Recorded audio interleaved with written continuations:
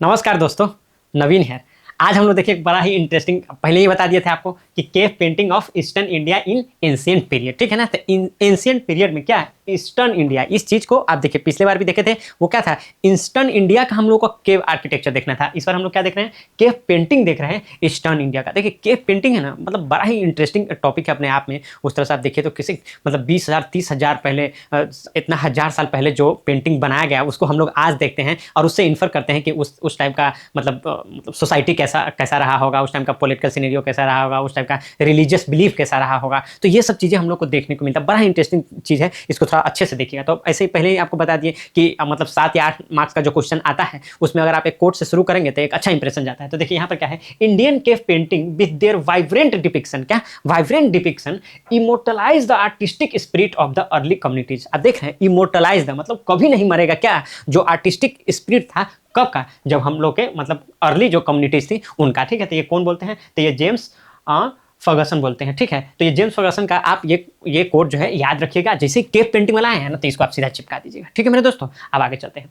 अब ये देखिए, cave paintings in eastern India reflect regional creativity and spiritual tradition dating back to the Mauryan period, ठीक है ना। ये मौर्यन पीरियड से मतलब ये लगभग मतलब चालू हो गया था, ठीक है। Later influence by Buddhism, Jainism and local tribal culture, ठीक है ना। तो आप देखिएगा ये मतलब जो मॉरियन टाइप से जो केव है, तो आप बराबर एंड ऑल केव, नागार्जुनी का बराबर का ये सब केव देखते हुए कि किस तरह से मतलब डिफरेंट कभी तो उसमें मतलब आजीविका सेक्ट के लिए दे दिया गया, तो उसमें मतलब बुद्धिस्ट लोग भी रहे। तो ये रिलीजियस थोड़ा सा यहाँ पर आता है कि जैनिज्म, बुद्धिज्म और इन सम केसेज आजीविका के लिए, ठीक है। कहीं कहीं पर तो मतलब हिंदू का भी कुछ ऐसा दिख गया है कि इसे हाँ कि मतलब एज ए हिंदू रिलीजन का भी मतलब कुछ अब देखने को मिल गया है। तो अब देखिए तो आगे चलते हैं। ये देखिए, these painting are among the earliest form of artistic expression, ठीक है। वही तो हम लोग देखें earliest form of artistic expression है, found primarily in Bihar, Orissa, Jharkhand. क्योंकि ये ईस्टर्न इंडिया कह दिया है ना, तो इसीलिए हम लोग इसको कवर किए, ठीक है ना। Bihar, Orissa and Jharkhand. These paintings illustrate the social, हम लोग पहले ही बात किए थे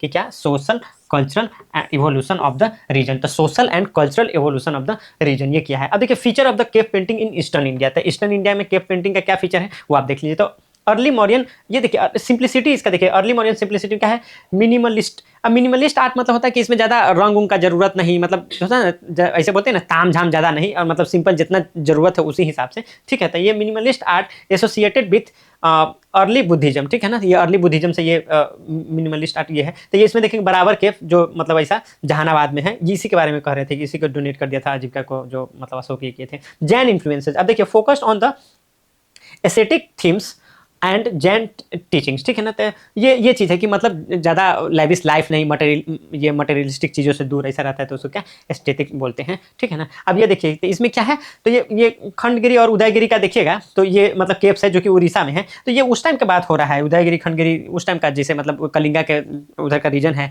और जो जब मतलब किंग खारवेल जब रहे थे उस टाइम का बात हो रहा है। तो वो अब ये चूंकि है, तो किंग खारवेल तो हम लोग को पता है कि वो मतलब जैनिज्म को पैट्रोनेज करते थे, तो इसीलिए यहाँ पर जैन टीचिंग एंड ऑल यहाँ पर फ्लरिश किया था, ठीक है।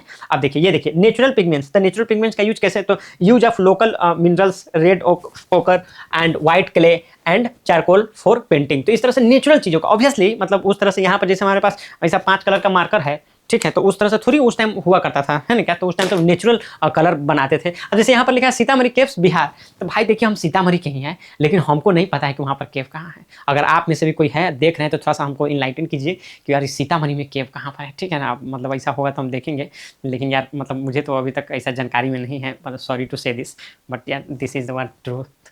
अब देखिए यार ये रिलीजियस सिंबल, अब देखिए रिलीजियस सिंबल में क्या है कि लाइक लोटस फ्लावर्स, ठीक है ना, स्तूपा एंड जैन तीर्थंकराज, ठीक है। तो ये सब मतलब रिलीजियस सिंबल के मतलब उस तरह से भी इसको देखा गया, जैसे lotus motif of Udayagiri caves. तो वही उदयगिरी केव्स पहले हम लोग डिस्कशन कर दिए, उसी के बाद है जो उड़ीसा में है। ऐसा डिपिक्शन ऑफ डेली लाइफ, हाँ तो डेली लाइफ का भी सीन सब आप देखेंगे, तो केव पेंटिंग में डेली लाइफ का भी, कि मतलब जो भी डेली लाइफ में हो रहा है, जैसे सीन ऑफ हंटिंग, जो हंटिंग हो रहा है उसका, या एग्रीकल्चर कर रहे हैं उसका, या रिचुअल्स जो हम लोग कर रहे हैं, मतलब पूजा पाठ के दौरान कुछ अगर ऐसा कर रहे हैं तो उसका, तो वो सब ना मतलब जाकर बना दिया जाता था वहाँ पर, मतलब केव में जाकर उसको बना दिया जाता था। Rock shelter of the Jharkhand, तो ये आप झारखंड का जो रॉक सेल्टर वहाँ पर देखा जा सकता है। अब देखिए significance of cave painting in eastern India, तो ये सिग्निफिकेंस क्या था इसका वो हम लोग देखते हैं अभी। तो ये देखिए हिस्टोरिकल वैल्यू, ऑब्वियसली अभी हम लोग वही बात ही कर रहे हैं कि इसका हिस्टोरिकल वैल्यू है, provided a glimpse into ancient society. सही बात है, एंशिएंट सोसाइटी हमारा कैसा था, तो ये हम इस पेंटिंग से देख सकते हैं, जान सकते हैं उसके बारे में। रिलीजियस इवोल्यूशन कि किस तरह से बिलीव,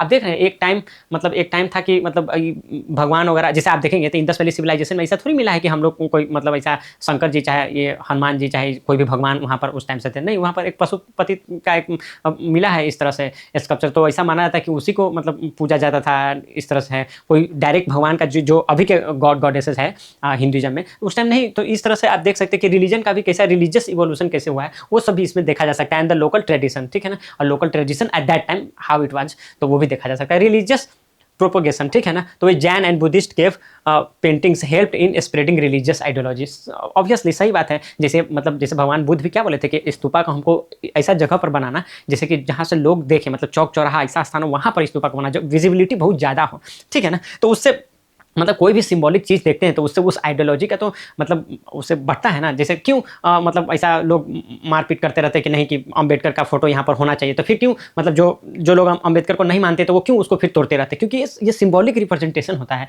कि हाँ भाई कि मतलब अगर वहाँ पर दिखेगा तो वो अच्छा लगता है मानने वालों को और ख़राब लगता है जो नहीं मानते हैं। तो उसी तरह से आप देखिए तो ये जैन और बुद्धिस्ट केव में जो पेंटिंग है तो वो उसको स्प्रेड करने में मतलब उसको ये किया, मतलब ये जो है कि स्प्रेडिंग रिलीजियस आइडियोलॉजी, ठीक है ना। तो ये जो इम्पेटस है तो वो मिला इसको रिलीजियस आइडियोलॉजी को स्प्रेड करने में, ठीक है। अब देखिए कल्चरल इंसाइट, तो अब देखिए ये tribal paintings reflect daily life tradition and spiritual practices. तो देखिए मतलब जो लाइफ होता है ना मतलब ट्राइबल लोगों का वो ऑब्वियसली मेन लैंड में जो रहने वाले लोग हैं उससे अलग रहता है। तो वो भी चीज़ उसके बारे में भी अगर आप जानना चाहेंगे तो वहाँ पर जो लोग वहाँ पर ड्वेल करते थे तो वहाँ पर अगर ट्राइबल पेंटिंग्स देखेंगे तो वो उसका लाइफ के बारे में, उसके लाइफ के ट्रेडिशन के बारे में, या उनका अपना जो स्पिरिचुअल प्रैक्टिस है। इवन टुडे मतलब हम लोग का जो स्पिरिचुअल प्रैक्टिस है, जैसे हम लोग अपने मतलब गॉड गॉडेस को याद करते हैं, जैसे ट्राइबल लोग याद करते हैं, तो वो मतलब आपको उसमें मतलब डिफरेंस दिख जाएगा। ऐसा नहीं कि मतलब थोड़ा बहुत, मतलब बहुत ज़्यादा डिफरेंस दिख जाता है। तो वो आप वहाँ एक कल्चरल इंसाइट भी आपको उस पेंटिंग से जो केव में ऐसा करके मिला है तो उससे आप देख सकते हैं। कंक्लूजन बड़ा ही सिंपल है कि the cave paintings in eastern India are a testament to the spirituality and artistic ingenuity of ancient civilisation. तो ये मतलब ये इंजीनिटी का मतलब होता है कि हाउ क्रिएटिव दे मतलब दे वाज। तो इंजीनिटी आर्टिस्टिक इंजीनिटी मतलब कितना ऑनेस्टली, कितना क्रिएटिव ढंग से, ठीक है ना, कितना जेन्युइनली वो किस तरह से काम करते थे वो सब आपको ये से मिल जाएगा। देखिए artistic ingenuity of the ancient civilisation, ठीक है, तो वो हम लोग को केव पेंटिंग से मिल जाता है। तो यही रहा केव पेंटिंग को, इसका आप एक स्क्रीनशॉट ले लीजिएगा। और इस तरह से अब हम लोग ना थोड़ा सा एक बार टेम्पल आर्किटेक्चर देखेंगे and then we will move to other section. तो इतना जो अभी तक हम करा दिए हैं, अब इसमें एक टेम्पल आर्किटेक्चर को ऐड कर देंगे तो वहाँ से लगभग 2 क्वेश्चन आपके बीपीएससी एग्जाम में एज ए शॉर्ट क्वेश्चन पूछा जाता है, ठीक है। तो अब आप इस चैनल को सब्सक्राइब कर लीजिए, फिर जो नेक्स्ट वीडियो आएगा टेम्पल आर्किटेक्चर का तो आपके पास नोटिफिकेशन ऐसे ही पहुँच जाएगा, ठीक है। Okay then bye bye and take good care of your health दोस्तों। Naveen Kumar signing of.